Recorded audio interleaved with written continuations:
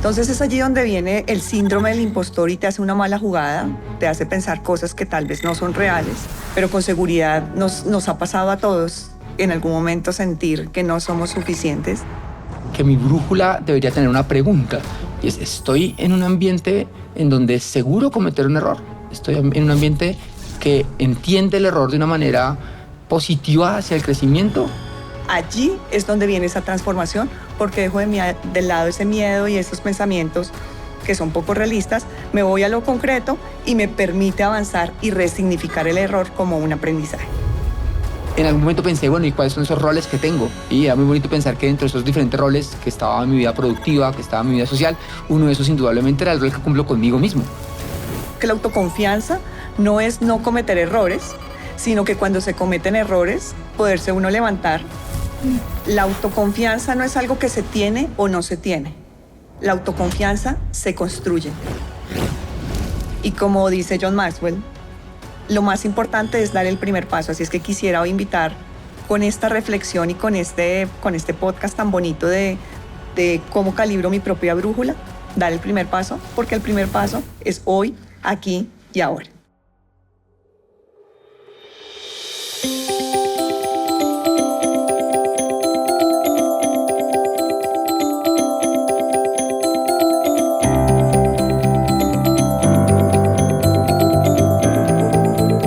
Sandra, hola.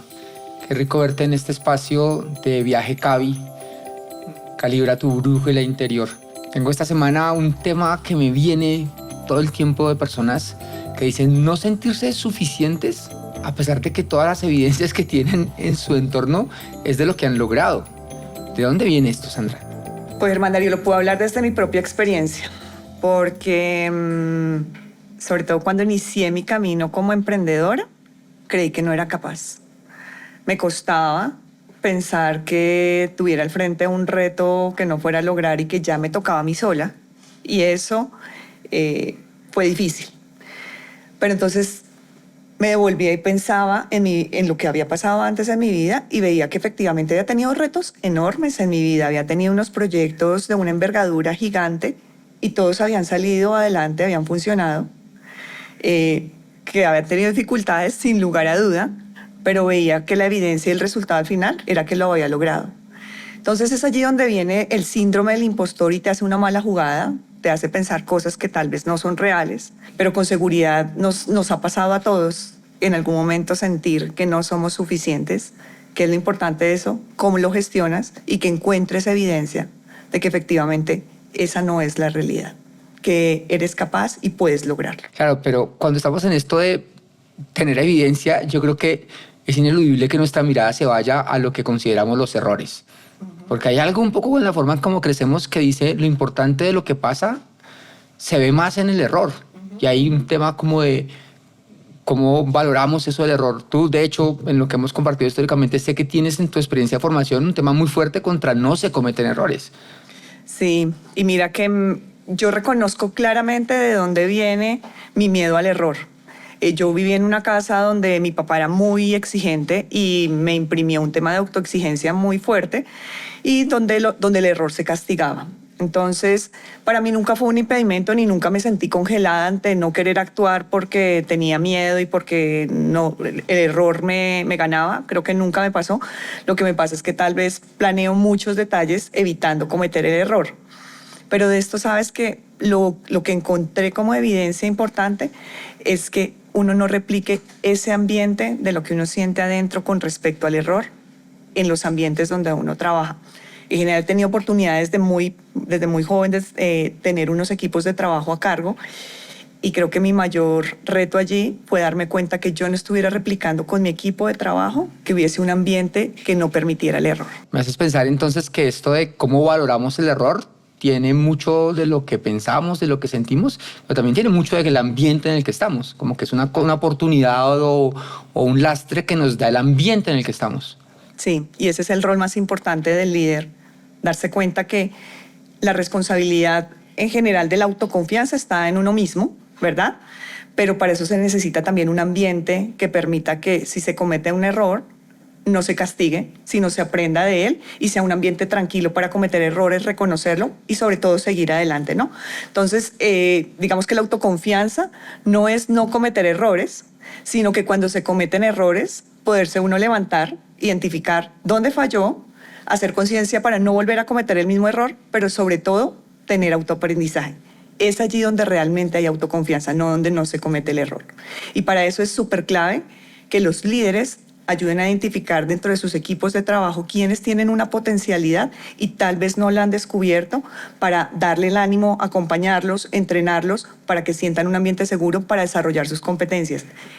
Yo he tenido equipos de trabajo en donde he visto efectivamente que personas que venían de un micromanagement, que no tomaban decisiones, que todo me preguntaban, y yo decía, pero ¿por qué me preguntan siempre si pueden tomar decisiones? Y era porque venían de un ambiente muy controlado. Entonces, cuando tú les permites y les das las pautas, cuando entregas límites claros y entregas un ambiente seguro para el error, la gente fluye, la gente se vuelve más productiva, tiene confianza y eso hace que el ambiente de trabajo y en general todo fluya mucho mejor. Mira, en este podcast buscamos calibrar nuestra brújula interior y lo que dices me resuena como que mi brújula debería tener una pregunta. Y es, ¿estoy en un ambiente en donde es seguro cometer un error? ¿Estoy en un ambiente que entiende el error de una manera positiva hacia el crecimiento? Esa pregunta debería estar en mi brújula. Totalmente. Siempre creo que hay que hacer el locus de control interno, ¿no? Y que ese locus de control interno es entender que los resultados y que lo que pasa está dentro de mi control y me apropio de tomar responsabilidad frente a lo que pasa y no como el locus externo, que creo que todo depende de las decisiones de otros o de lo que otros hacen. Cuando eso pasa, creo que es el primer paso, ¿no? Tener como esa conciencia del locus de control interno. Y por el otro lado, tener unos ambientes seguros, unos ambientes en donde las personas nos ayuden a reflexionar acerca de las cosas buenas que tenemos, donde el error se resignifique. Diga, Germán, mira, ahí hay un tema súper clave que creo que es una técnica que funciona muy bien y es la resignificación cognitiva del error. El error no es malo. Tendemos a juzgar el error. Un ejercicio práctico que yo hago para reestructurar el error es, cuando ha sucedido algo, escribo el error y empiezo a escribir los pensamientos que vienen acerca del error. Esos pensamientos normalmente están asociados al miedo. Después de que los escribo, digo cuáles de estos son reales, cuáles están asociados al miedo y realmente qué sí se le atribuye a ese error. Cuando hago ese análisis y dejo el miedo de un lado, hago cognitivamente un análisis y digo, no, mira, en este proyecto en particular no se tuvo en cuenta X riesgo, eso me llevó efectivamente a que el resultado no se diera como lo esperaba, pero puedo hacer esto para una próxima ocasión. Cuando hago esa reflexión, me doy cuenta que tengo que hacer es tal vez una lista de chequeo para la próxima vez verificar que no cometa ese error. Allí es donde viene esa transformación, porque dejo de lado ese miedo y esos pensamientos que son poco realistas, me voy a lo concreto y me permite avanzar y resignificar el error como un aprendizaje. Mira lo que nos estás dejando, ¿no? Resignificar es entender qué emociones me produce el error y desde allí actuar. Porque tú dijiste miedo, a mí me resonó mucho vergüenza. O sea, si tuviera que escribir, hacer el mismo ejercicio que nos propones, tal vez la emoción con la que yo más conectaría es cometer un error, qué vergüenza.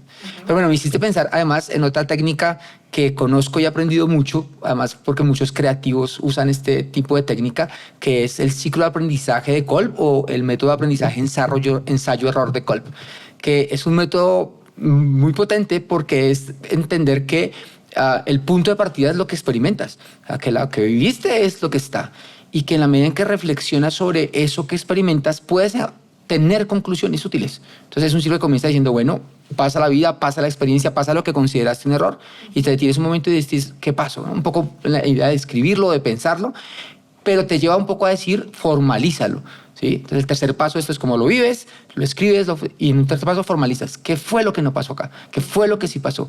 Y en la medida en que te puedes quedar con eso como aprendizaje, el próximo elemento que tienes que desarrollar funciona como un experimento. Funciona como, hey, ven, probemos esto y ojalá falle algo un poquito. Es como para poder calibrar mi aprendizaje, porque si lo calibro me voy quedando con una regla mayor. Y es una estrategia muy útil, sobre todo, insisto, para las personas que hemos estado como en ámbitos creativos. Es una experiencia súper buena porque entendemos que pues en esto consiste aportar valor en donde trabajamos, en arriesgarnos un poco y hacerlo mejor. Mira que mencionas la palabra calibrar, vuelve la palabra calibrar el error, ¿no? Y eso viene con calibrar mi propia brújula. Y yo a eso le agregaría algo importante y es un tema de actitud y es un tema de autocompasión. Con seguridad, si un amigo viene y nos cuenta que cometió un error, ¿qué hacemos nosotros normalmente? No, no fue tan grave. Sí. Para la Está próxima vez dando duro. Exacto, para la próxima vez lo puedes hacer mejor. Y mira lo amables que somos con un amigo que se aproxima. Si vuelves y haces ese diálogo interno, ¿te estás hablando de la misma manera? ¿O el diálogo interno es, pero cómo no lo vi? Es que no, o sea, empiezas a hablarte de una manera un poco negativa. Y aquí la invitación también es a que la actitud propia sea de un diálogo interno muy amable, que sea una autocrítica tranquila, porque siempre tenemos que ser críticos frente a nosotros mismos, pero siempre ser compasivos y hacerlo de una manera muy amable. Eso cambia el diálogo, eso cambia la energía, eso cambia la forma como nos comunicamos con los demás, porque finalmente los pensamientos que tenemos hacia adentro y cómo nos hablamos, pues es lo que uno también refleja a las personas que están cerca. Entonces, allí complementaría lo que tú estás diciendo de calibrar esa brújula y hablarnos mejor, de tener un mejor diálogo interno. Cuando nos enfrentamos a eso, que consideramos error, cuando se disparan esas emociones, yo veo que hay otro tema que se dispara allí, procrastinar. ¿Sí? Y es como, no me quiero exponer a esto porque yo sé que ahí puedo tener un riesgo. Y entonces va para mañana, va para pasado mañana y se va. Y uno de esos temas que termina cerrando el ciclo porque se percibe otra vez como un error es el tema de no cumplí, no hice, tenía que hacerlo y no lo logré. ¿Qué hacemos con la procrastinación, Sandra? Mira que eso que mencionas a veces es como no entregué el proyecto o me trasnoché los 2 días anteriores que no dormí y estoy desgastado porque dejé para el último minuto. La procrastinación siempre va a aparecer porque no sabemos cómo afrontar ese proyecto o simplemente porque por alguna razón que no nos sentamos a darle la cara a esa tarea. Y para cuando aparece la procrastinación, lo mejor es gestionarla. Ella no va a desaparecer. Hay que ver cómo gestionarla para poderla atravesar y enseñarnos con nuevos hábitos a gestionar esa procrastinación. Eso se entrena, eso no es que aparezca de un momento a otro, sino que hay unas técnicas que nos permiten hacer eso. Y eso es lo que muchos no sabemos, y es que hay unas técnicas específicas que nos permiten gestionar el tiempo, ser más productivos, y eso quiere decir que hacemos lo que es realmente importante. Para eso yo aplico 2 técnicas concretas. Una, aplico la técnica de time blocking. Eso quiere decir que tú ves en mi calendario semanal unos bloques de tiempo específicos para unas tareas que son importantes, que sé que debo hacerlas y que no puedo procrastinar en ellas porque sé que me va a costar después o emocionalmente o el tiempo del proyecto. Entonces encuentro unos bloques que son específicos y soy muy respetuosa de esos bloques. Si dije voy a demorarme 2 horas haciendo esto, debo empezar a las 9, no es a las 9:15, no es a las 9:05, empiezo a la hora que es y me cumplo porque sé que tengo esa autoexigencia allí. Y por el otro lado, utilizo la técnica de Pomodoro y es una vez que ya tengo esos bloques allí seleccionados dentro de mi agenda, la técnica Pomodoro lo que te dice es trabaja 25 minutos concentrado, concéntrate en esa tarea, haz descansos de 5 minutos y vuelves y haces el ciclo de 25 minutos y descansas 5. Repites eso durante 4 veces, 4 ciclos completos, 25, 5, 25, 5, y cuando terminas ese ciclo de 4 veces, te das un descanso más largo. Eso hace que la productividad aumente completamente, pero tienes que ser muy respetuoso de esos tiempos. ¿Eso qué quiere decir? Que en esos 25 minutos yo personalmente, mi celular está en modo avión, que los 5 minutos de descanso no reviso redes sociales porque sé que me puedo quedar allí más tiempo, o que la mente se me puede ir más allá de lo que para volverme a concentrar nuevamente. Entonces hay que ser con eso muy autodisciplinados. Creo que hay una actitud de cumplirse con uno mismo, de no distraerse y de efectivamente llevar una rutina de este tipo de prácticas de manera permanente dentro de la agenda. A mí me ha funcionado y es una de las técnicas que yo digo, quien pueda implementarla, maravilloso, y creo que hay muchas aplicaciones además que te permiten poder programar esos tiempos, 25-5, 25-5, date luego un descanso de 15 minutos. ¿Qué hago en esos 5 minutos? Me levanto, voy, me sirvo un café, vuelvo y me siento. Si tengo a alguien cercano, una palabra. Intento incluso moverme físicamente y vuelvo a mi lugar de trabajo. Me conectas con un aprendizaje que tuve muy fuerte en un momento de la vida que fue muy exigente para mí en productividad. y yo comenzaba a aplicar técnicas como Pomodoro y sentía que la cosa iba un poco hacia arriba, ¿no? Incremental. Pero el portazo siempre que me daba era como ahora soy una máquina de trabajar. Y ahí encontré una estrategia que me gustó mucho, que es la metodología de planeación por roles de Stephen Covey, que te dice, no, espérate, no puedes planear solamente lo que trabajas, porque tú no eres una máquina de trabajar. Tú tienes que entender que en realidad tienes roles y que todos esos roles necesitan armonizarse en tu vida, pues porque tu vida es una sola y todas las dimensiones necesitan la atención necesaria para que tú te sientas realizado, para que tu motivación esté donde esté, para que tus relaciones sociales estén donde estén. Y si solo planeas una cosa, esa es la que va a pasar. Por lo tanto, esta metodología dice, bueno, haz conciencia de qué roles cumples en la semana, qué roles te cumples en la semana. Y planea esos espacios, diferéncialos en tu horario, pero organízalos, anticípalos. Y parece que hay una muy buena evidencia y contundencia científica de cómo la anticipación hace que sea más posible cumplir, ¿sí? Cómo la anticipación hace que sea más fácil respetarlo, ¿sí? Incluso para los que luchamos con el tema de la procrastinación, hay una mayor probabilidad, y la mayor probabilidad crea mayores espacios. Pero bueno, ¿cómo funciona? Pues es muy sencillo. Decir, bueno, en vez de tener como un chorro de tareas y además todas de tipo laboral, decir, bueno, ¿qué otras cosas son las que están en mi vida y qué espacio necesitan? Me relaciona mucho con lo del time blocking, ¿no? Como, ¿qué necesita esto? ¿Y dónde está ese espacio? Y habrá semanas en que ese espacio tal vez es más pequeño y habrá semanas en que otras cosas se vuelven hábitos y son muy constantes. No sé, creo que hoy en día le creemos mucho más al ejercicio, por ejemplo, a la necesidad de hacer actividad física. Entonces, esta estrategia es, bueno, cúmplete. Y en algún momento pensé, bueno, ¿y cuáles son esos roles que tengo? Y era muy bonito pensar que dentro de esos diferentes roles que estaba en mi vida productiva, que estaba en mi vida social, uno de esos indudablemente era el rol que cumplo conmigo mismo, ¿sí? Las cosas que son importantes un poco en mi vida para darme digamos, mi lugar en mi propia vida, son las que están ahí presentes en la planeación, y he visto un poco cómo eso me ha ayudado a salir de temas, sobre todo en temporadas muy duras en que el desgaste puede ser muy fuerte para lograr lo que quiero lograr. Y ahí estoy, en ese balance con ese tipo de elementos.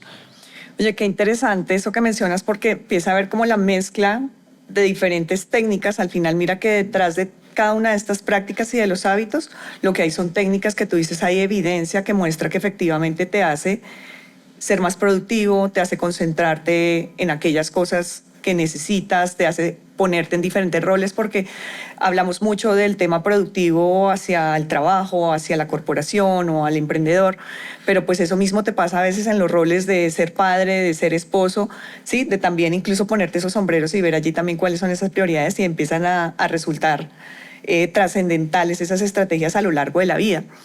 Y me traes a la mente que parte de lo que complementa también estas técnicas es la técnica de la matriz de priorización de Eisenhower, donde te dice, ok, nada sacas con tener el time blocking, nada sacas con tener tiempos de concentración para hacer las tareas, si no has preseleccionado qué es lo importante, y puedes hacer un cruce con esta matriz de qué es lo importante versus lo urgente, y empiezas a priorizar. Entonces esa te da 4 cuadrantes donde te dice, si por un eje tienes lo importante y por el otro urgente, haz primero lo que es importante y prioritario y urgente antes que dedicarte a otras tareas.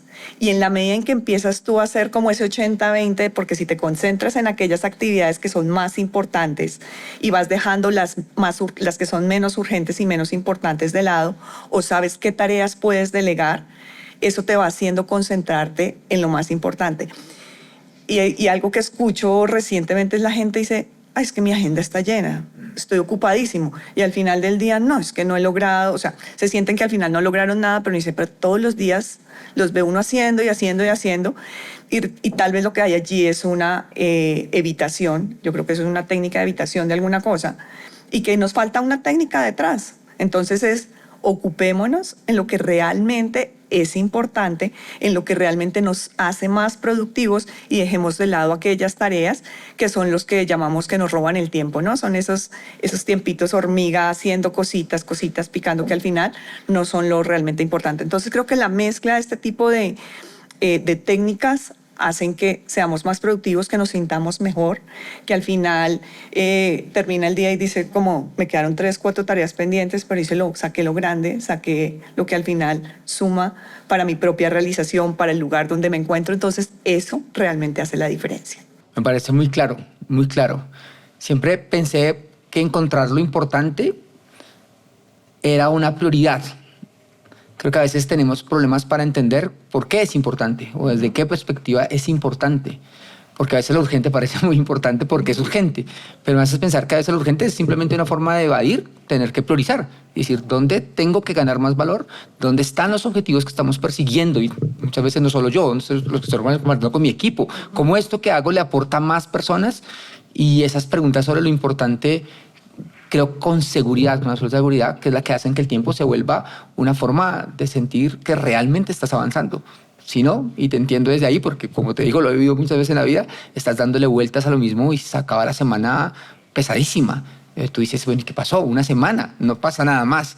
Mientras que esa perspectiva, lo importante, te acerca, bueno, y en esta semana, ¿hacia dónde avanzamos? ¿A quién le aportamos? ¿Qué hice por mí? Y está mucho mejor. Y me encanta eso que dices, porque allí el tiempo se vuelve tu mayor amigo y tu mayor aliado para lograr tus objetivos.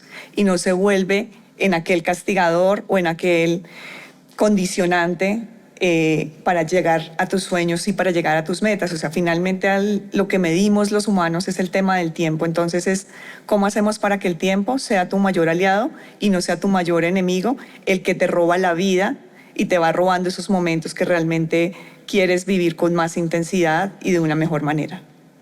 Bien, Sandra, gracias un poco por este diálogo tan enriquecedor siempre en este espacio del viaje Cavi, siempre buscando que nuestra brújula interior esté mucho mejor, hoy en torno un poco a esta gran necesidad que tenemos frente a nuestra propia autonomía, frente a nuestro propio trabajo, y que, como hemos visto, nos enfrenta a temas como el miedo al error, al fracasar, como el tema de cómo gestionamos nuestro tiempo, de procrastinar, y de cómo realmente nuestra mentalidad está enfocada en lo que queremos lograr y no solamente en lo que queremos hacer. ¿Quieres decir algo más, un poco en el cierre de nuestro podcast? Sí, dos cosas para cerrar que son como lo que me queda de este momento, y es: la autoconfianza no es algo que se tiene o no se tiene. La autoconfianza se construye. La autoconfianza tiene unas técnicas detrás que se podrían practicar, que se requiere un ambiente seguro para también poder lograrlas. Por eso es responsabilidad personal, pero también responsabilidad de los líderes de generar unos ambientes de autoconfianza donde se puedan cometer errores, donde se valore también aquellas cualidades de las personas, donde entrenemos a las personas en aquellas cosas que todavía tienen por superar. Por un lado, eso con respecto a la autoconfianza. Y por otro lado, invitar a todos nuestros oyentes a que den el primer paso. A veces la procrastinación no viene solo con tareas productivas de cosas tangibles, sino que a veces procrastinamos con nosotros mismos. Y como dice John Maxwell, lo más importante es dar el primer paso. Así es que quisiera hoy invitar con esta reflexión y con este podcast tan bonito de cómo calibro mi propia brújula, dar el primer paso, porque el primer paso es hoy, aquí y ahora. Muchas gracias, Sandra.